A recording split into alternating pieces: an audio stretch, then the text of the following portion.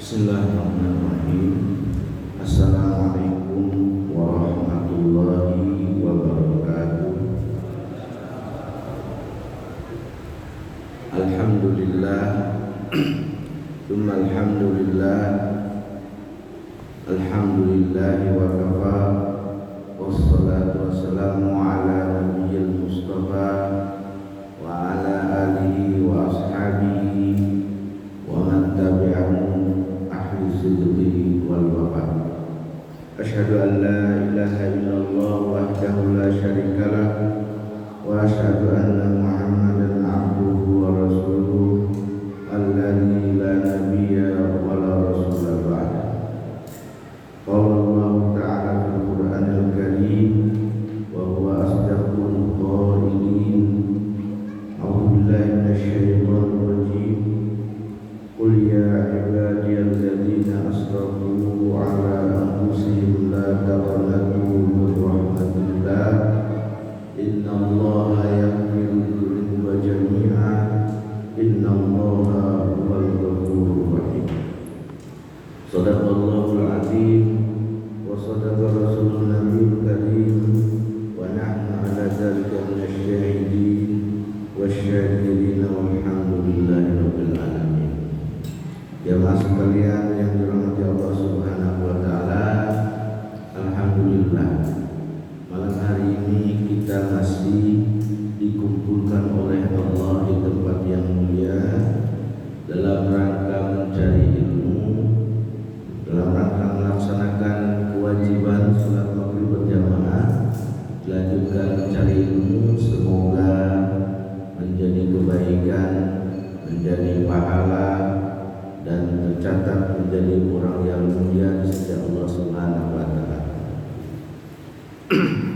Karena keutamaan mencari ilmu itu sangat luar biasa sekali, besar sekali ya, bagaikan orang yang sedang mencari surga. Mudah-mudahan itu kita semua yang hadir di sini.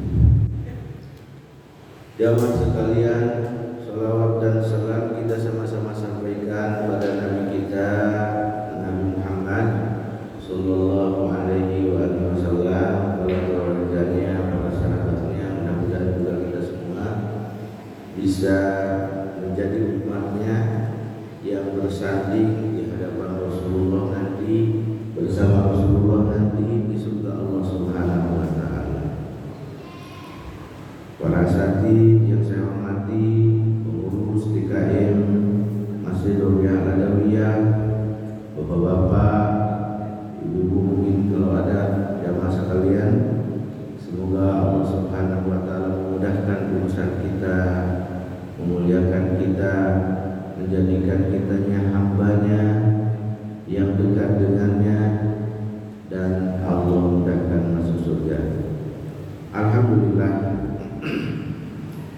malam hari ini kita masuk di hadis ke-42.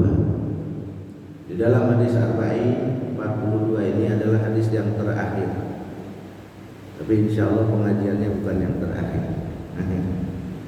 Dan alhamdulillah malam hari ini kita juga sudah di bulan Sya'ban sekalian. Jadi sebentar lagi kita akan melaksanakan ibadah puasa. Semoga Allah sampaikan pada bulan Ramadan dan kita semua diberi kekuatan untuk melaksanakan kebaikan pada bulan Ramadan. Hadis yang akan dibahas pada malam hari ini, jadi hadis ke-42, bercerita tentang luasnya ampunan Allah Subhanahu wa taala. Jadi ampunan Allah Subhanahu wa taala jauh lebih besar daripada dosa-dosa hambanya. Allah akan memaafkan siapapun yang datang kepadanya. Baik Bapak sekalian, mari kita sama membaca terlebih dahulu. Qala al-musannif rahimahullah ta'ala nafa'ana bi ulumi wa rafa'allahu qadrahu adkhalahu jannatan Bismillah. An Anasin radhiyallahu anhu qala sami'tu Rasulullah sallallahu alaihi wasallam yaqul. An Anasin, dari Anas radhiyallahu anhu, semoga Allah Subhanahu wa taala meridhoi Anas. Qala, Anas berkata, sami'tu, kata Anas, saya mendengar Rasulullah sallallahu alaihi wasallam yaqulu, bersabda. Apa sabdanya? Sabdanya qala Allah Ta'ala. Allah Ta'ala berfirman. Berarti kalau yaqulu qala Allah, berarti ini namanya hadis qudsi, firman Allah yang bukan Quran. Ini bukan hanya ucapan Rasul, tapi firman Allah Subhanahu wa taala yang bukan Quran, yang diberikan nama hadis qudsi. Makanya selalu dibilang qala Allah. Qala, berfirman Allah Ta'ala, Allah, ya ibna Adam, wahai anak Adam, innaka, sungguh kamu, mada'autan, selama engkau atau kamu berdoa kepadaku, warajautan, dan berharap kepadaku, ghafartu, aku akan memaafkan, laka, padamu, ala makana minka, atas apa yang ada pada dirimu, kesalahan, makana minka, kesalahan sebanyak apapun, wala ubali, tanpa aku peduli, yang peduli sebanyak apapun akan dimaafkan. Ya ibna Adam, wahai ibna Adam, lau balaghat, jika sampai, dunubuka, dosa-dosa kamu, ananas samani, memenuhi di antara langit, atau mungkin dari bumi ke langit, saking banyak. Summastaghfartan, terus kamu beristighfar kepadaku, ghafartu, maka aku akan memaafkan laka, kepadamu. Jadi walaupun sebesar langit atau sepenuh langit, langit sampai penuh dengan dosa kita, selama beristighfar kepada Allah, kata Allah, akan dimaafkan. Ini kabar gembira banget. Ya ibna Adam, wahai ibna Adam, innaka law ataitani, seandainya kamu datang kepadaku, biqurabil ardi, dengan sepenuhnya bumi,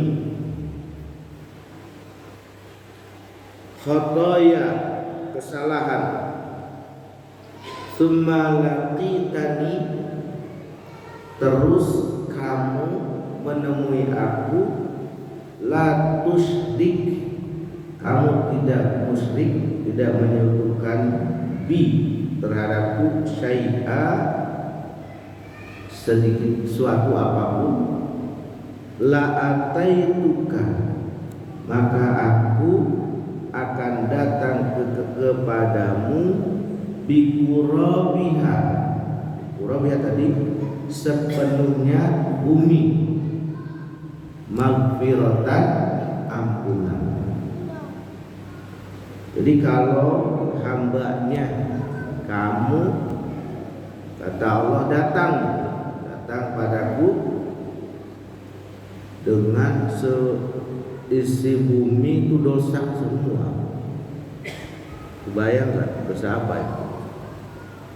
Ya Allah, seisi bumi dosa. Dosa seorang sendiri, dosa kita sendiri maksudnya. Bukan seluruh orang yang ada di bumi berdosa, bukan. Kita sendiri. Misalnya satu bumi itu isinya dosa kita. Kata Allah, kalau datang menemuiku, artinya meninggal, la tusyriku bi syai'a. Yang penting syaratnya tidak musyrik. Kata Allah, la ataituka bi qurabiha maghfirah. Pokoknya aku akan datang nanti yang seisi bumi itu dosa akan jadi ampunan dari Allah. Nah, subhanallah ya. Jadi tadi nyebutin tentang apa? Tentang Allah itu memaafkan, memaafkan seluruh dosa. Syaratnya tadi satu, kalau yang terakhir tidak syirik, tidak menyekutukan Allah, itu syaratnya. Rawahu Tirmidzi, hadis ini diriwayatkan oleh Imam Tirmidzi wa qala hadisun hasan sahih. Hadis hasan sahih.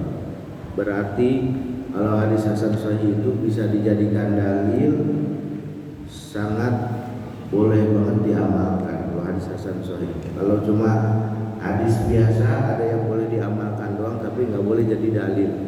Nah, jamaah sekalian yang dirahmati Allah Subhanahu wa taala. Hadis ini juga berkaitan dengan ayat Allah Subhanahu wa taala di surat Az-Zumar ayat 53. Allah berfirman, "Qul ya ibadiyalladzina asrafu." Katakan wahai Rasulullah Muhammad pada hamba-hambaku, ya ibadi, wahai hamba-hambaku, alladzina asrafu, itu orang yang berlebihan ala anfusihim, atas diri-diri mereka. Maksudnya asrafu ini berbuat dosa, dosa apapun pokoknya, sebanyak apapun, dikaitkan dengan hadis kursi tadi, sebanyak apapun, kata Allah, la taqnatu mir rahmatillah, jangan pernah putus asa dari rahmat Allah. Jadi jangan pernah kita, bahasanya gini mungkin ya, jangan pernah kita ya saya mah dosanya banyak gak bakalan diampuni gitu. Nah, saya mah dosanya banyak, kesalahannya mana mungkin saya ini bisa diterima tobatnya. Itu taqnatu min rahmatillah, putus asa dari rahmat Allah. Kita merasa tidak ada gunanya, Allah pun tidak akan mengampuni. Nah, itu putus asa dari rahmat Allah. Kata Allah, la taqnatu min rahmatillah, jangan pernah putus asa. Innallaha yaghfiru dzunuba jami'an, sungguh Allah mengampuni ad-dzunuba, dosa-dosa, jami'an, semuanya. Orang akan bersih dari dosa, hilang, dosanya udah dimaafkan. Jadi dosa itu dimaafkan itu kan ada yang dihapus ya, itu adalah al-afwu. Sebenarnya kalau bulan puasa kita suka baca Allahumma innaka afuwun tuhibbul afwa fa'fu anni, atau ada yang tambahin karim, Allahumma innaka afuwun karim tuhibbul afwa fa'fu anni. Kalau al-afwu dimaafkan dan dihapus, jadi seolah-olah bersih, clear, bukan hanya disuruh lewat. Mungkin kalau bahasa kitanya nama baiknya pun dikembalikan lagi. Nah, itu al-afwu. Ada dimaafkan tapi tidak dihapus, cuman udah lewat lah, biarin. Suka ada gitu kan? Nah, orang dulu kan juga ada gitu. Nah, Allah Subhanahu wa taala ada orang yang dimaafkan tapi tidak dihapus, tetap salah. Tapi tidak dihapus, tapi udah ya. Lewat aja, enggak apa-apa. Gitu. Kadang-kadang kita juga ke anak juga begitu ya. Ada yang dihapus, ada yang ya sebenarnya ya udahlah begitu. Nah, begitu. Innallaha yaghfiru dzunuba jami'an. Jadi seluruhnya dosa apapun, termasuk dosa syirik, kalau bertaubat kepada Allah dimaafkan. Karena ada ayat lain, innallaha la yaghfiru ayyushraka bihi wa yaghfiru ma duna dzalik. Sekilas di situ kalau lihat ayat itu doang bahwa Allah itu kan tidak memaafkan dosa syirik. Tapi kan ada ayat lain, ada hadis lain bahwa maksudnya di situ kalau orang tersebut tidak taubat, meninggal dalam keadaan syirik, dia tidak dimaafkan. Tapi walaupun dia berbuat musyrik, orang kafir sekalipun, bahkan kalau dia bertaubat masuk Islam langsung dimaafkan dosanya semuanya. Itu bukan hanya dimaafkan, dilewatkan, tapi dihapus. Makanya ada orang yang kita patut iri gitu. Selama hidupnya dia jadi orang kafir, bahkan membenci Islam, itu pas mau meninggal Allah beri hidayah. Udah bentar lagi mau meninggal, Allah beri hidayah, Allah maafkan. Karena dia masuk Islam dan bertaubat. Jadi seluruh dosa itu semuanya dimaafkan oleh Allah Subhanahu wa taala, termasuk syirik selama tidak meninggal dalam keadaan syirik. Nah, di sini Allah Subhanahu bilang innallaha yaghfiru dzunuba jami'an. Semua dosa, apapun dosa itu. Innahu huwal ghafurur rahim. Sungguh Allah, Dia Maha Pemaaf dan juga Maha Penyayang. Jamaah sekalian yang dirahmati Allah Subhanahu wa taala. Nah, berkaitan dengan hadis yang tadi, jadi ada beberapa syarat ya. Kalau kita pengen dapat ampunan dari Allah Subhanahu wa taala. Kalau di yang pertama kan mada'autani wa rajautani. Ini ada kata doa dan harap. Allah akan memaafkan satu selama kita masih berdoa kepada Allah dan satu-satunya menjadi harapan. Kan orang berdoa, orang meminta itu biasanya tandanya bahwa dia itu lemah, membutuhkan, dan yang diminta itu mampu untuk memberi. Jadi ketika seseorang masih berdoa kepada Allah, berarti masih berharap, roja kalau bahasa Arabnya, kepada Allah Subhanahu wa taala. Nah, ini adalah di antara syarat untuk mendapatkan ampunan. Jadi masih menggantungkan harapan kepada Allah Subhanahu wa taala. Bahkan doa itu adalah ibadah yang paling mudah. Di hadis lain disampaikan doa itu mukhul ibadah, intisari ibadah. Ya contohnya di sholat aja kan yang kita baca kebanyakan doa pada sholat. Termasuk di surat Al-Fatihah sendiri Kenapa kita suka setelah waladolin amin? Karena itu kan doa. Terutama dari ihdinas siratal mustaqim. Siratal ladzina an'amta 'alaihim ghairil maghdubi 'alaihim waladdallin. Itu doa. Makanya kita bilang amin. Nah. Belum lagi kan sholawat juga doa kan, Allahumma sholli ala Muhammad atau Allahumma sholli ala Sayyidina Muhammad. Nah setelah sholawat juga doa juga, Allahumma inni a'udzubika min adzabil qabri wa min adzabi jahannam atau wa min adzabin nar. Nah itu doa. Jadi di dalam sholat itu isinya yang kita ucapkan rata-rata doa juga. Nah makanya itu ibadah yang paling mudah adalah doa. Bahkan ininya derajatnya tinggi di sisi Allah. Di hadis riwayat Tabrani disampaikan man a'ta du'a a'ta al-ijabah. Yang Allah beri rezeki untuk berdoa pasti akan diberi rezeki untuk diijabah doanya. Jadi itu sebagian rezeki juga Pak ya. Kalau kita masih berdoa, berarti kita masih diberi harapan oleh Allah Subhanahu wa taala. Kadang-kadang kita yang bosan ya berdoa.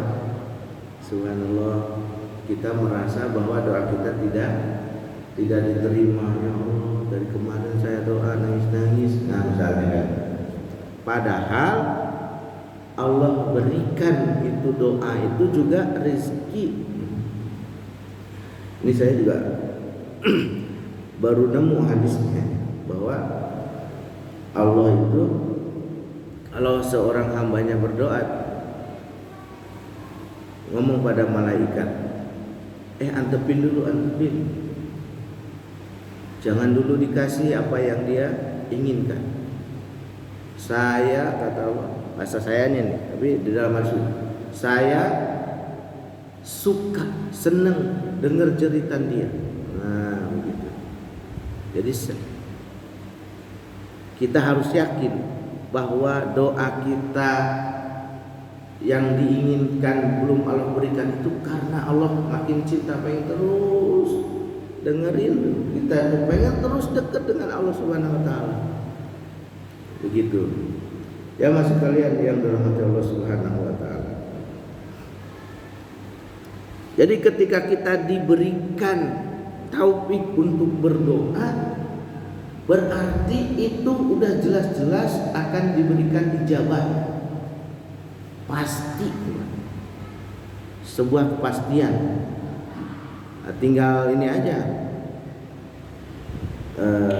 Seberapa serius kita berdoa, seberapa sering kita berdoa. Setelah sholat atau di mana. Bahkan kan harusnya kita itu kemana-mana doa ya. Mau keluar rumah doa, bismillahirrahmanirrahim tawakkaltu 'alallah wala haula wala quwata illa billah. Mau makan doa juga. Setelah makan doa, minum doa, mau ke kamar mandi doa, keluarnya doa, pakai baju doa. Hanya saja jarang kita berdoa. Mudah-mudahan itu bukan tanda kita jauh dari Allah ya. Jamaah sekalian yang dirahmati Allah Subhanahu wa taala.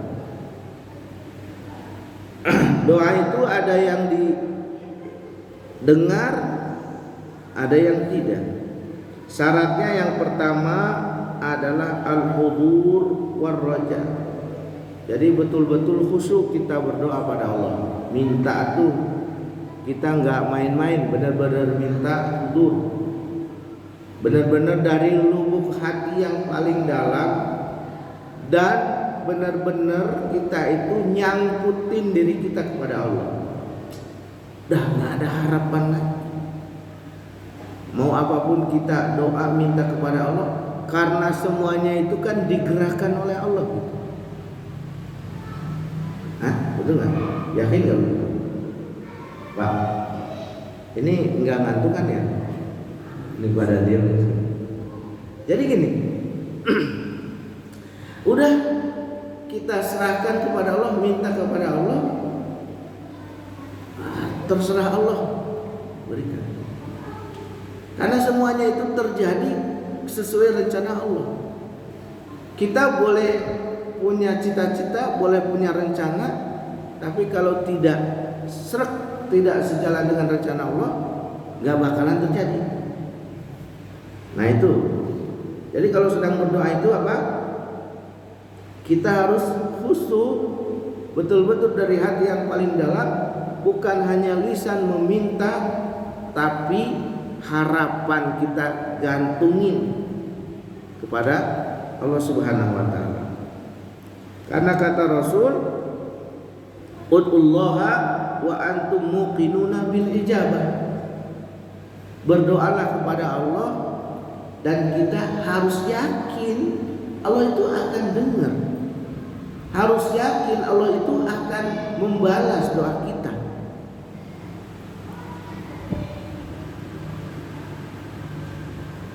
Layak balu doa min qalbin ghafil. Doa itu enggak diterima, enggak didengar dari hati yang lupa, dari hati yang lalai. Jadi mulut mah was-was segala macam. Ya Allah, Rabbana atina fid dunya hasanah wa fil akhirati hasanah wa qina adzabannar. Tapi hatinya enggak. Jadi kayak doa tuh wirid doang, wirid lewat. Hatinya enggak. Suka ada yang begitu. Kalau lagi buru-buru kali ya. Nah, jadi kita doa itu satu harus dengan khusyuk dan gantungin harapan. Yang kedua, al-azmu fil mas'alati wa du'a. Sungguh-sungguh. Jangan dipatahkan doa kita. Kita tuh doa misalnya, ya Allah, pengen punya rumah, ya Allah. Nih, kita doakan. Nah, kita patahin doanya. Mana mungkin saya bisa dapat rumah?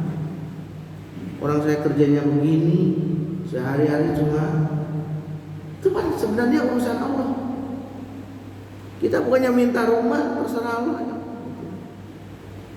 Nah, kita sering matahin gitu kadang-kadang. Itu termasuk matahin doa. Itu enggak yakin. Nah, itu Pak. Atau kalau dicontohin di sini, ya Allah, kalau Engkau mau maafkan saya. Ya Allah, sayangi saya jika Engkau berkehendak.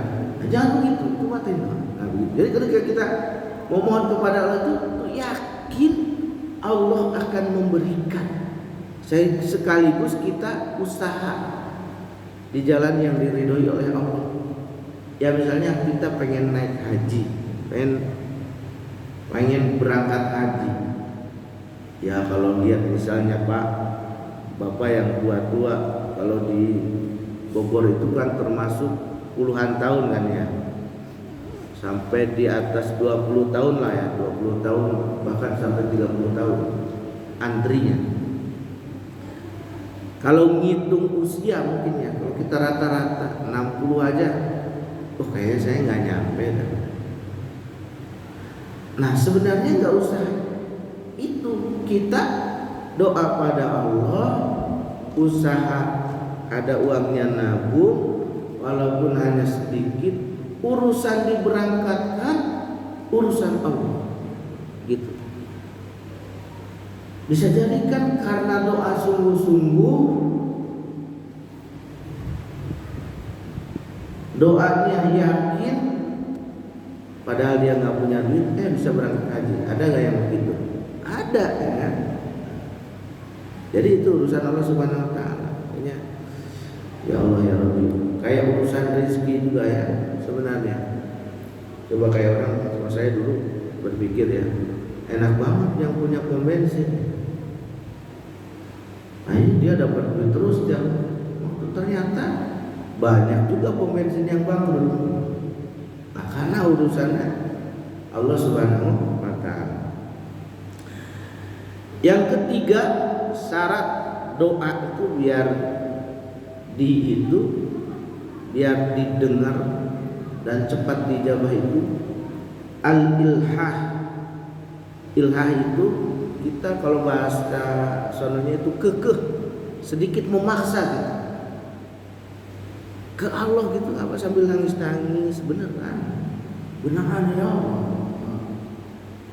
Jadi ya oh maksa gimana sih, melas-melas gitu, melas-melas kita ya, dan ke Allah lagi doa, ya Allah maafkan usaha saya, ya Allah saya pengen rumah ya Allah gitu. Nangis apa pada Allah subhanahu. Mau pengen mobil gak apa-apa, ya Allah mobil, pengen haji, dengan cara memaksa dan melas. Tapi jangan marah-marah gitu. Jangan marah-marah. Oh, kenapa sih belum dikasih mobil juga ya Allah? Dengan marah-marah kalau itu. Yang keempat, jangan al-istijal, terburu-buru sampai akhirnya tarkut doa, meninggalkan doa. Apa istijal itu? Istijal itu kata Rasulullah SAW, ya sebenarnya doa kita itu kan diterima, hanya saja kita inginnya sesuai keinginan kita, benar ya? Padahal kan kita tahu dan yakin bahwa hidup itu akan berjalan sesuai kehendak Allah, betul? Itu udah yakin, itu nggak bisa diganggu gugat. Hidup itu yakin sesuai kehendak Allah. Kita pun berdoa sebenarnya dikehendaki oleh Allah. Nah, yang dikatakan istijal, terburu-buru itu adalah kita tuh keinginan selalu ingin sesuai kehendak kita, pengen sekarang. Nah gitu.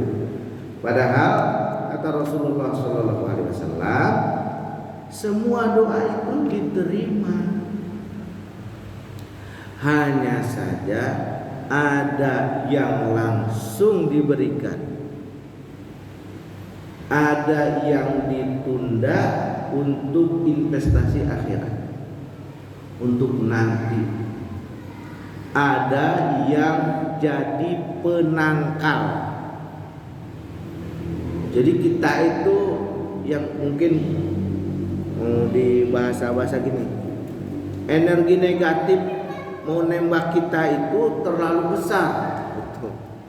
Ya, ditangkal oleh energi positif doa. Jadi kita itu akan sebenarnya karena dosa kita terlalu banyak, kesalahan kita terlalu banyak, jadi ditangkis oleh doa. Karena kan setiap kesalahan, setiap dosa itu pasti mendatangkan musibah, itu udah pasti. Tapi karena kasih sayang Allah ditahan musibahnya. Ya di antaranya yang dipakai penahan itu doa. Jadi kan kayak ada orang misalnya mau dapat 1 juta, tapi karena ada yang nahan, jadi nggak dapat, tetap dapat 100.000. Nah, untuk mematahkan penahan-penahan itu adalah diantaranya dengan doa. Ayo udah yakin aja. Urusan kita dengan Allah itu doa dan harapan. Urusan hasilnya Allah insya Allah akan tentukan, begitu. Yang kelima apa? Keenam ya. Yang keenam, agar kita didengar doanya itu adalah ar-rizqu al-halal. Rizkinya yang halal, yang kita makan, yang kita pakai. Di hadis diriwayatkan bahwa ada seseorang ngangkat tangan, doa, manggil-manggil Allah ya Rabb, tapi makanannya haram, pakaiannya haram, minumannya yang diminum haram. Semuanya sekelilingnya dia punya penghasilan yang haram. Fa anna yustajabu dzalik. Nah, ini akan jauh tidak diterima. Jadi kalau merasa doa kita belum diterima, kita evaluasi apakah ada yang haram atau tidak. Kalau kita tahu ada yang haram, jauhkan, keluarkan, hindari. Tapi kalau memang tidak tahu, kita doa pada Allah, minta supaya dibersihkan. Ini yang pertama. Nah, ini juga jadi doa dan harap itu adalah di antara penyebab untuk mendapatkan ampunan dari Allah Subhanahu wa taala. Yang kedua yang harus dipinta adalah ampunan. Jadi jangan minta duit doang, jangan minta dunia doang, tapi minta ampunan Allah Subhanahu wa taala. Ya, kita tuh minta agar dimasukkan ke dalam surga. Kita minta pada Allah agar dijaga dari api neraka. Di dalam hadis kan disampaikan, barang siapa yang memohon surga sebanyak 3 kali, maka surga akan akan doa pada Allah. Kata surga, ya Allah, masukin orang ini ke surga. Barang siapa yang meminta perlindungan dari api neraka, yang mohon penjagaan dari neraka sebanyak 3 kali, neraka akan ngomong, ya Allah, jaga orang ini, jangan dimasukkan ke neraka. Nah, kita juga suka doa tuh yang ngumpul, Allahumma inna nas'aluka ridhoka wal jannah wa na'udzubika min sakhatika wan nar. Ya Allah, kami meminta kepadamu ridhomu dan surga, dan berlindung kepadamu dari kebencianmu dan neraka. Nah, ini kan doa minta surga dan minta neraka, baca 3 kali. Surga akan berdoa pada Allah, neraka akan berdoa pada Allah. Nah, gitu. Jamaah sekalian yang dirahmati Allah Subhanahu wa taala.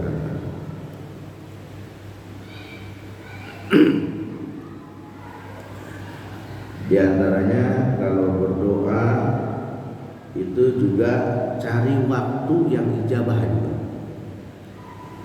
Ada beberapa waktu yang di situ lebih diijabah. Yang paling dekat adalah saat sujud. Saat kita sujud. Ya, kalau jadi imam jangan lama-lama sih. Minta banyak bagus. Contohnya sujud terakhir ya. Ya sujud, pokoknya saat sujud itu waktu paling dekat dengan Allah. Karena waktu itu dekat dengan Allah, berarti doa itu lebih didengar oleh Allah Subhanahu wa taala. Tapi kalau lagi jadi imam jangan, kasihan makmumnya. Kalau jadi imamnya lagi sedih kan gitu, lagi banyak keinginan, doa saat sujud, kasihan yang makmum. Dikira imamnya meninggal, lama amat ya gitu kan. Jadi kita saat sholat sunnah, saat sholat wajib, tapi ya kalau imam harus tengah-tengah, jangan terlalu cepat banget.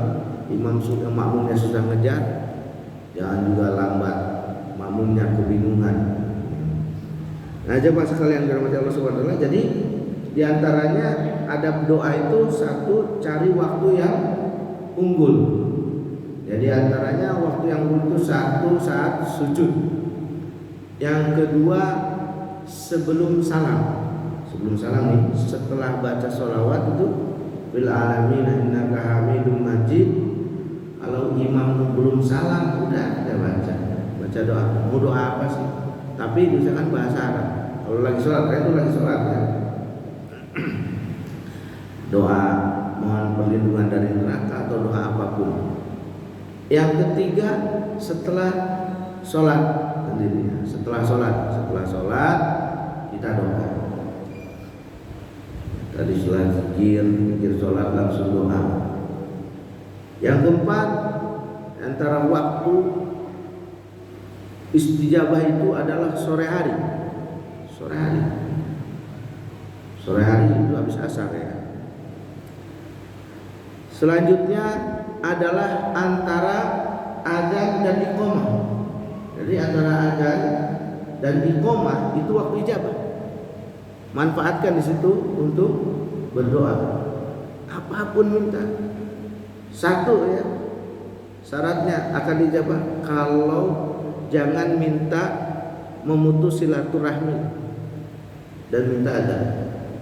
Itu aja. Jadi jangan berdoa minta dosa, perbuatan dosa, dan minta putus silaturahmi. Jadi antara adzan dan iqamah itu kita setelah sholat sunnah itu, ya itu manfaatkan tuh untuk berdoa. Selanjutnya misalnya saat hujan besar banyak. Yang kedua, kalau bisa diusahakan doa saat punya wudhu. Jadi kita berdoa, kalaupun nggak punya wudhu kita diusahakan bisa wudhu dulu, sholat dulu. Nah itu berdoa. Menghadap kiblat, kalau mungkin ya, menghadap kiblat. Angkat kedua tangannya, karena kata Rasulullah SAW, Allah tidak akan menolak hambanya yang berdoa mengangkat kedua tangan. Diawali dengan hamdalah, muji dulu kepada Allah. Makanya juga alhamdulillah Rabbil alamin hamdan yu'abiya misalnya. Sependek-pendeknya alhamdulillah. Terus baca salawat kepada Nabi. Minta doa ampunan. Begitu. Itu diantara adab-adab berdoa. Ya kalau serius ya serius begitu ya. Jamaah sekalian yang dirahmati Allah Subhanahu wa taala. Perintah istighfar banyak banget di Al-Qur'an. Bahkan keutamaan istighfarnya pun juga banyak. Kita akan dimaafkan dosa kita dengan 4 syarat ya.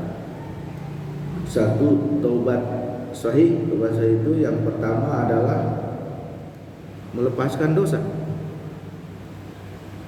Jadi jangan kata orang yang kayak tomat sambal, pedas tapi dimakan terus. Lepasin dosa, jauhin dosa, beristighfar. Yang kedua, kita bertekad, berazam tidak akan mengulangi dosa itu. Yang ketiga, kita beristighfar, mohon kepada Allah Subhanahu wa taala. Yang keempat, kalau perbuatan dosanya itu antara sesama adami diselesaikan. Masalah piutang, masalah duit, atau mungkin karena nendang, pukul orang, itu harus diselesaikan. Nah itu istighfar yang benar, tobat yang sahih. Jadi kita beristighfar kepada Allah Subhanahu wa taala, jangan sambil berbuat dosa. Kalau kita sambil berbuat dosa, istighfar itu seolah-olah kita menghina, mengejek Allah Subhanahu wa taala. Baik jemaah sekalian yang dirahmati Allah Subhanahu wa taala, mungkin sekian. Jadi intinya begini Bapak sekalian, kita jangan pernah putus asa kepada Allah Subhanahu wa taala. Doa sebesar apapun, sebanyak apapun akan dimaafkan oleh Allah selama kita tidak syirik. Dicontohin di dalam hadis bahwa ada seseorang yang telah membunuh 100 orang. Jadi awalnya 99 datang ke ustaz penasehat, saya mau tobat, kata dia nggak bakalan dimaafin. Lumayan sekalian ditebas. Jadi 100 orang ini tapi pengen tobat. Datanglah ke ustadz yang lain, kata ustadz yang lain, ente kalau mau tobat pindah dari sini, karena lingkungan di sini udah gak bagus bagi ente. Pindah di tengah jalan, belum nyampe ke tempat tujuan itu sudah keburu meninggal. Sampai akhirnya malaikat kan debat, ini orang dimaafkan apa enggak. Dan Allah turun tangan, bahasa kita ini Allah turun tangan, maafkan dosa orang ini. Jadi dosa membunuh orang aja 100 itu dimaafkan oleh Allah SWT, apalagi bukan menghinakan ya, apalagi dosa yang biasa aja. Intinya semua dosa kita tadi sampaikan kan, walaupun seisi langit dan bumi itu dosa kita, selama tidak musyrik dan kita memohon kepada Allah, Allah akan memaafkan. Demikian, mudah-mudahan bermanfaat. Ada ajmain. Semoga yang sedang sakit diberi kesembuhan oleh Allah, yang kesusahan diberi kemudahan, dan Allah Subhanahu wa taala memberi kemudahan dalam menggapai cita-cita kita semua, serta Allah meridhoi dan juga membalasnya dengan kebaikan.